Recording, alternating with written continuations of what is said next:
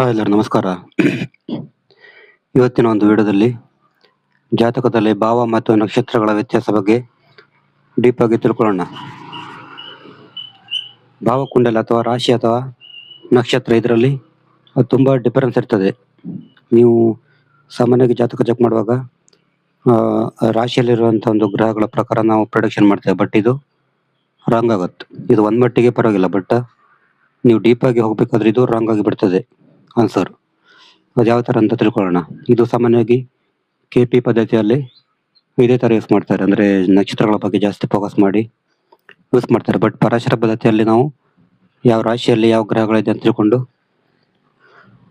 Production ಮಾಡ್ತೇವೆ. But ಇದೆರಡು ಬೇಕೇನೆ, ಇದು ಎರಡು ಕೂಡ ಆಗುತ್ತೇನೆ. ಬಟ್ ನಕ್ಷತ್ರ ತುಂಬಾ ಇಂಪಾರ್ಟೆಂಟ್ ಆಗುತ್ತೆ. ಯಾವ ತರ ಅಂತ ನೋಡೋಣ. ಉದಾಹರಣೆಗೆ ಇದು ಮಿಥುನ ಲಗ್ನ ಅಂತ ತಿಳ್ಕೊಳ್ಳಿ. ಮಿಥುನ ಲಗ್ನ ಆಗುತ್ತೆ. ಇಲ್ಲಿ ಉದಾಹರಣೆಗೆ ಇಲ್ಲಿ 7ನೇ ಮನೆ ಅಧಿಪತಿ ಅಂತ ತಿಳ್ಕೊಳ್ಳೋಣ. 1 2 3 4 5 6 7. 7ನೇ ಮನೆ ಅಧಿಪತಿ ಯಾರಾಗ್ತಾರೆ?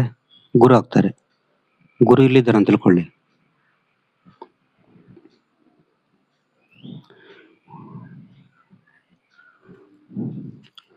ಗುರು ಇಲ್ಲಿದ್ದಾನೆ.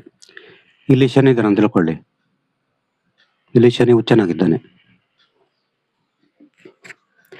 ಈಗ ಯಾವ ತರ ಅಂತ ಹೇಳಿದ್ರೆ, ನೀವು ನಾರ್ಮಲ್ ಆಗಿ ನೀವು ಪರಾಶರ ಪ್ರಕಾರ ನೀವು ಪ್ರೊಡಕ್ಷನ್ ಮಾಡುವಾಗ ಇಲ್ಲಿ 7ನೇ ಮನೆ ಅಧಿಪತಿ ಯಾರಾಗ್ತಾರೆ? ಗುರು. 1 2 3 4 5 6 7. ಗುರು 6ನೇ ಮನೆಯಲ್ಲಿ ಇರ್ತಾನೆ, ಹೌದಾ?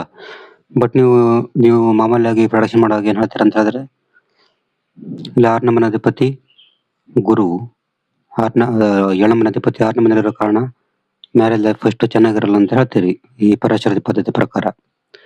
ಬಟ್ ನಾವು ಇನ್ನೂ ಡೀಪ್ ಹೋದಾಗ ಗುರು ಯಾವ ನಕ್ಷತ್ರದಲ್ಲಿ ಇದೆ ಅಂತ ತಿಳ್ಕೊಬೇಕು. ಉದಾಹರಣೆಗೆ ಗುರು ಇಲ್ಲಿ ಅನುರಾಧ ನಕ್ಷತ್ರದಲ್ಲಿ ಇದೆ ಅಂತ ತಿಳ್ಕೊಳ್ಳೋಣ. ವೃಶ್ಚಿಕ ರಾಶಿಯ ಅನುರಾಧ ನಕ್ಷತ್ರದಲ್ಲಿ ಇದೆ ಅಂತ ತಿಳ್ಕೊಳ್ಳೋಣ. ಆವಾಗ ನೀವು ಏನ್ ಮಾಡ್ಬೇಕಂತ ಹೇಳಿದ್ರೆ, ಈ ಅನುರಾಧ ನಕ್ಷತ್ರದ ಅಧಿಪತಿ ಯಾರು ಅಂತ ತಿಳ್ಕೊಬೇಕು. ಅಧಿಪತಿ ಯಾರಾಗ್ತಾರೆ? ಶನಿ ಆಗ್ತಾರೆ. ಶನಿ ಯಾವ ಮನೆಯಲ್ಲಿ ಇದ್ದಾನೆ ಅಂತ ತಿಳ್ಕೊಳ್ಬೇಕು. ಶನಿ ಯಾವಾಗ ಎಲ್ಲಿದ್ದಾನೆ? ಪಂಚಮದಲ್ಲಿದ್ದಾನೆ. ಈಗೇನಾಯ್ತು, ರಿಸಲ್ಟ್ ಫುಲ್ ಉಲ್ಟಾಗುತ್ತೆ ನೋಡಿ. ಅವಾಗ ಏನಾಗುತ್ತೆ, ಇಲ್ಲಿ ಪಂಚಮ ಅಂತ ಹೇಳಿದ್ರೆ ಅದು ಪ್ರೇಮ ಸ್ಥಾನ. ನಿಮ್ಗೆ ಪ್ರೇಮ ವಿವಾಹ ಆಗಲು ಕೂಡ ಚಾನ್ಸ್ ಇರ್ತಂತ ಇದು ಹೇಳ್ತದೆ ನಕ್ಷತ್ರ. ಮತ್ತೆ ಪ್ರೇಮ ವಿವಾಹ ಇಲ್ಲ ಅಂತ ಹೇಳಿದ್ರು ಕೂಡ ನೀವು ನಿಮ್ಮ ಸಂಗತಿಗೆ ನಿಮ್ಮ ಮೇಲೆ ತುಂಬಾ ಪ್ರೀತಿ ಇರ್ತದೆ ಅಂತ ಇದೆಲ್ಲ ಗೊತ್ತಾಗುತ್ತೆ. ಯಾಕಂದ್ರೆ ಪಂಚಮ ಸ್ಥಾನ ಅಂದ್ರೆ ಪ್ರೀತಿ. ಬಟ್ ಸ್ವಲ್ಪ ಅವರು ತೋರ್ಸ್ಕೊಳ್ಳಲ್ಲ, ಅಂದ್ರೆ ಫೀಲಿಂಗ್ಸ್ ತೋರ್ಸ್ಕೊಳ್ಳಲ್ಲ. ಯಾಕಂದ್ರೆ ಇಲ್ಲಿ ಶನಿ ಅಂತ ಹೇಳಿದ್ರೆ ಅದು ಶೋ ಮಾಡಲ್ಲ. ಈ ತರ ನೀವು ಪ್ರೊಡಕ್ಷನ್ ಮಾಡಬಹುದು. ಬಟ್ ನೀವು ಪರಾಶರ ಪದ್ಧತಿ ಪ್ರೊಡಕ್ಷನ್ ಮಾಡುವಾಗ ನೀವು ಏನ್ ಮಾಡ್ತೀರ ಅಂತ ಹೇಳಿದ್ರೆ, 7ನೇ ಮನೆ ಅಧಿಪತಿ 6ನೇ ಮನೆ ಇದ್ದ ಅಂತ ತಿಳ್ಕೊಂಡು ನೀವು ರಾಂಗ್ ಪ್ರೊಡಕ್ಷನ್ ಮಾಡ್ತೀರ. ಬಟ್ ಇದು ತಪ್ಪಾಗತ್ತೆ. ಪರಾಶರ ಪದ್ಧತಿ ಪ್ರಕಾರ ಇದು ಈ ತರ. ಬಟ್ ನೀವು ನಕ್ಷತ್ರಕ್ಕೆ ಹೋಗ್ಬೇಕು. ಅಂದ್ರೆ ಉದಾಹರಣೆಗೆ ಯಾವ ತರ ನಕ್ಷತ್ರ ಯಾವ ತರ ಅಂತ ಹೇಳಿದ್ರೆ, ಉದಾಹರಣೆಗೆ ನೀವು ಎಕ್ಸ್ರೇ ಮಾಡ್ತೀರಿ, ಹಾಸ್ಪಿಟ್ಲಿಗೆ ಹೋಗಿ ಎಕ್ಸ್ರೇ ಮಾಡ್ತೀರಿ. ಎಕ್ಸ್ರೇ ಮಾಡುವಾಗ ನೀವು ಮೊದಲು ಏನ್ ಮಾಡ್ತೀರಿ, ಖಾಲಿ ಎಕ್ಸ್ರೇ ಮಾಡ್ತೀರಿ. ಎಕ್ಸ್ರೇ ಮಾಡಿದಾಗ ನಿಮ್ಗೆ ಗೊತ್ತಾಗಲ್ಲ, ಒಂದ್ ಸ್ವಲ್ಪ ಮಟ್ಟಿಗೆ ಗೊತ್ತಾಗುತ್ತೆ. ನೀವು ಏನಾದ್ರು ನಿಮ್ಗೆ ಮೂಳೆ ಪೆಟ್ಟಾದ್ರೆ, ಮೂಳೆ ಮುರಿತಕ್ಕೊಳಗಾದ್ರೆ ನೀವು ಎಕ್ಸ್ರೇ ಮಾಡ್ತೀರಿ. ಮೊದಲನೇದಾಗಿ ಎಕ್ಸ್ರೇ ಮಾಡ್ತೀರಿ. ಬಟ್ ಅದರಲ್ಲಿ ನಿಮ್ಗೆ ರಿಪೋರ್ಟ್ ಗೊತ್ತಾಗಲ್ಲ, ಅಂದ್ರೆ ಅಷ್ಟೇನು ಗೊತ್ತಾಗಲ್ಲ, ಒಂದ್ ಅರ್ಧಂಬರ್ಧ ತೋರಿಸ್ತದೆ. ಬಟ್ ಇನ್ನು ಡೀಪ್ ಆಗಿ ಮಾಡ್ಬೇಕಾದ್ರೆ ಏನ್ ಮಾಡ್ತೀರಿ ನೀವು, ಅಂದ್ರೆ ಇದು ಯಾವ ತರ ಅಂತ ಹೇಳಿದ್ರೆ, ನೀವು ನಾರ್ಮಲ್ ಆಗಿ ನೀವು ಮೂಳೆ ಮುರಿತಕ್ಕೆ ಒಳಗಾದ್ರೆ, ಯಾರಾದ್ರೂ ಮೂಳೆ ಮುರಿತಕ್ಕೆ ಒಳಗಾದ್ರೆ ಫಸ್ಟ್ ಡಾಕ್ಟರ್ ಏನ್ ಮಾಡ್ತಾರೆ ಅಂತ ಹೇಳಿದ್ರೆ ಎಕ್ಸ್ರೇ ಮಾಡ್ತಾರೆ, ಎಕ್ಸ್ರೇ ಸ್ಕ್ಯಾನ್ ಮಾಡ್ತಾರೆ. ಎಕ್ಸ್ರೇ ಸ್ಕ್ಯಾನ್ ಅಲ್ಲಿ ಅವರಿಗೆ ಒಂದು ಮಟ್ಟಿಗೆ ಗೋಚರ ಆಗುತ್ತೆ ಈಗ ಮೂಳೆಯಲ್ಲಿ ಏನೇ ಅಂತ ಸ್ವಲ್ಪ ಮಟ್ಟಿಗೆ ಗೋಚರ ಆಗುತ್ತೆ. ಬಟ್ ಆನಂತರ ಏನ್ ಮಾಡ್ತಾರೆ ಅಂದ್ರೆ ಅದ್ರ ಸ್ವಲ್ಪ ದೊಡ್ಡ ಮಟ್ಟಿಗೆ ಅಂತ ಹೇಳಿದ್ರೆ CT ಸ್ಕ್ಯಾನ್ ಮಾಡ್ತಾರೆ. ನಿಮ್ಗೆ CT ಸ್ಕ್ಯಾನ್ ನಲ್ಲಿ ಏನಾಗುತ್ತೆ ಅಂತ ಹೇಳಿದ್ರೆ ಇನ್ನು ಸ್ವಲ್ಪ ಸಂಕೀರ್ಣವಾಗಿ ಮೂಳೆ ಮುರಿತದ ಸಂಕೀರ್ಣವಾಗಿ ಅವರಿಗೆ ಗೊತ್ತಾಗುತ್ತೆ. ಬಟ್ ಇನ್ನೂ ಡೀಪ್ ಆಗಿ ಅಂತ ಹೇಳಿದ್ರೆ ಅದು ಏನ್ ಮಾಡ್ತಾರೆ ಅಂತ ಹೇಳಿದ್ರೆ MRI ಸ್ಕ್ಯಾನ್ ಮಾಡ್ತಾರೆ. MRI ಅಲ್ಲಿ ಅವರಿಗೆ ಸಂಪೂರ್ಣವಾಗಿ ಗೊತ್ತಾಗುತ್ತೆ. ಅವರಿಗೆ ನರಗಳು ಏನಾಗಿದೆ ಸಂಪೂರ್ಣವಾಗಿ ಗೊತ್ತಾಗುತ್ತೆ. ಈ ತರದ್ದು ನಕ್ಷತ್ರ ಕೆಲಸ ಮಾಡೋದು ಈ ತರನೇ. ರಾಶಿ ಅಂತ ಹೇಳಿದ್ರೆ, ಈಗ ಉದಾಹರಣೆಗೆ ಅಧಿಪತಿ ಅಂತ ಹೇಳಿದ್ರೆ ಈ ಉದಾಹರಣೆಗೆ ಸೆವೆಂತ್ ಲಾರ್ಡ್ ಅಂತ ಹೇಳಿದ್ರೆ ಅದನ್ನ ನಾವು ಎಕ್ಸ್ರೇ ಅಂತ ತಗೊಂಡು ಎಕ್ಸ್ರೇ ಸ್ಕ್ಯಾನ್ ಅಂತ ತಗೊಳ್ಳೋಣ. ಬಟ್ ಆ ಅಧಿಪತಿ ಎಲ್ಲಿ ಕೂತ್ಕೊಳ್ಳಿದ್ದಾನೆ ಅಂತ ತಿಳ್ಕೊಳ್ಳಿಕ್ಕೆ ನಾವು CT ಸ್ಕ್ಯಾನ್ ಅಂತ ತಿಳ್ಕೊಳ್ಳೋಣ. ಬಟ್ ಆ ನಕ್ಷತ್ರಾಧಿಪತಿ ಎಲ್ಲಿದ್ದಾನೆ ಅಂತ ತಿಳ್ಕೊಳ್ಳಿಕ್ಕೆ ನಾವು MRI ಅಂತ ತಿಳ್ಕೊಬಹುದು. ಇದು ಅಷ್ಟೊಂದು ನಿಮಗೆ ಡೀಪ್ ಆಗಿ ತಿಳಿಸ್ಕೊಡ್ತದೆ. MRI ನಕ್ಷತ್ರ ಎನ್ನೋದು ನಿಮಗೆ ಡೀಪ್ ಆಗಿ ರಿಯಾಲಿಟಿ ಏನಂತ ಆಕ್ಚುಲಿ ನಿಮ್ಗೆ ಗೊತ್ತಾಗುತ್ತೆ.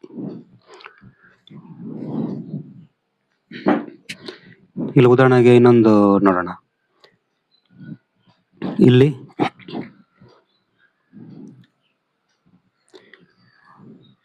ಇಲ್ಲಿ ಸೂರ್ಯ ಇದ್ದಾನೆ ಅಂತ ತಿಳ್ಕೊಳ್ಳಿ.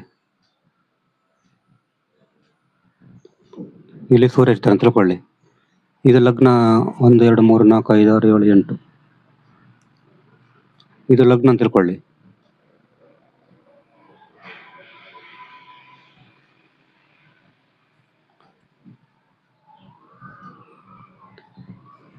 ಇದು ಲಗ್ನ ಅಂತ ತಿಳ್ಕೊಳ್ಳಿ. ನಮ್ಮಲ್ಲಿ ಇಲ್ಲಿ ಕೇತು ಇರ್ತಾನೆ ಅಂತ ತಿಳ್ಕೊಳ್ಳಿ. ಇವಾಗ ನೀವು ಲಗ್ನಾಧಿಪತಿ ಎಲ್ಲಿದೆ ಅಂತ ತಿಳ್ಕೊಬೇಕು. 1 2 3 4 5 6 7 8 9. 1 2 3 4 5 6 7 8. ಇಲ್ಲಿ ರವಿ ಇರ್ತಾನೆ. ರವಿ ಅಶ್ವಿನಿ ನಕ್ಷತ್ರದಲ್ಲಿ ಇದ್ದಾನೆ ಅಂತ ತಿಳ್ಕೊಳ್ಳಿ. ಅಶ್ವಿನಿ ನಕ್ಷತ್ರದಲ್ಲಿ ರವಿ ಇದ್ದಾನೆ ಅಂತ ತಿಳ್ಕೊಳ್ಳಿ. ಅವಾಗ ನೀವು ಅಶ್ವಿನಿ ನಕ್ಷತ್ರದ ಅಧಿಪತಿ ಯಾರು ಅಂತ ತಿಳ್ಕೊಬೇಕು. ಇಲ್ಲ ಅದ್ರ ಅಧಿಪತಿ ಯಾರಾಗ್ತಾರೆ? ಕೇತು ಆಗ್ತಾರೆ. ಕೇತು ಇಲ್ಲಿ ಇರ್ತಾನೆ, ಸಪೋಸ್ ಇಲ್ಲಿ ಇರ್ತಾನೆ ಅಂತ ತಿಳ್ಕೊಳ್ಳಿ. ಅವಾಗ ಇಲ್ಲಿ ಇದರ ಒಂದು ಮೂರನೇ ಮನೆಯ ಪ್ರೊಡಕ್ಷನ್ ಎಲ್ಲ ಬರ್ತದೆ ಕೇತುವಿಗೆ. ಉದಾಹರಣೆಗೆ ಸೂರ್ಯನಿಗೆ ಉದಾಹರಣೆಗೆ 3ನೇ ಮನೆ ಅಂತ ಹೇಳಿದ್ರೆ ಶಾರ್ಟ್ ಟ್ರಾವೆಲ್ ಅಂದ್ರೆ ಜಾತಕರಿಗೆ ಟ್ರಾವೆಲ್ ಮಾಡ್ಲಿಕ್ಕೆ ತುಂಬಾ ಇಂಟ್ರೆಸ್ಟ್ ಇರ್ತದೆ, ಧೈರ್ಯ ಇರ್ತದೆ. ಯಾಕಂದ್ರೆ 3ನೇ ಮನೆ ಧೈರ್ಯ ಸ್ಥಾನ. ಈ ತರ ಎಲ್ಲ ನೀವು ಪ್ರೊಡಕ್ಷನ್ ಮಾಡಬೇಕು.